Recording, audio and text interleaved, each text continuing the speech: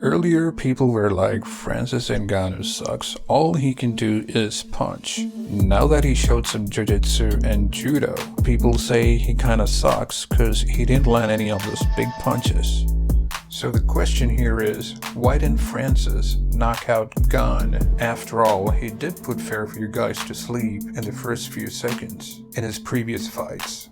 The short answer is just nagging knee injuries. And this is hard for people to comprehend if they never had a sports-related injury before. So the ones commenting about Francis not throwing those big punches probably never had such an injury. Well, it's not their fault. I don't expect you to have an injury to understand that. So just think of it as a pebble in your shoes situation. I mean, you will not be able to walk longer with a pebble stuck in your shoes. Francis disclosed that he had some ligament tears in his knee, and that could be a very painful condition. Even with all the painkillers or whatever it takes to subdue the pain, athletes can still have that irritation. And this in turn can prevent the athletes from performing their best. And Francis is not going to disclose this information to you because he'd like you and his opponents to think that he still has that power in his hands. So probably those nagging knee injuries might have been holding Ngannou back. Now some of you might turn around and say, hey, he tried one of those big punches in the first round. Yes, he might have tried those punches, but it might not have been with 100% intensity. You see, during the live match, I could literally feel the discomfort on Ngannou's face. It's one of those vibes that you get and you know it's true.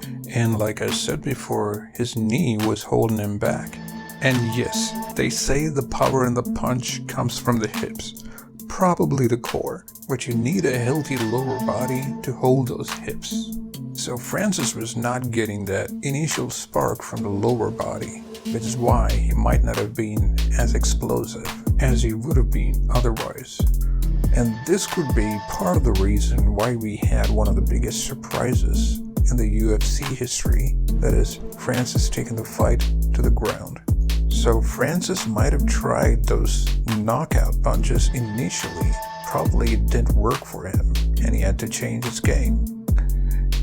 And keep in mind, usually with injuries like this, and depending upon how severe the tear is in the ligaments, people take time off to recover, sometimes get a surgery, and when you get a surgery, it's 2 to 4 weeks off, depending on what the doctor tells you. And after that, there are months and months of physiotherapy in the recovering process. And Francis did not have enough time to recover or get a surgery. He could have easily canceled his fight, but he didn't.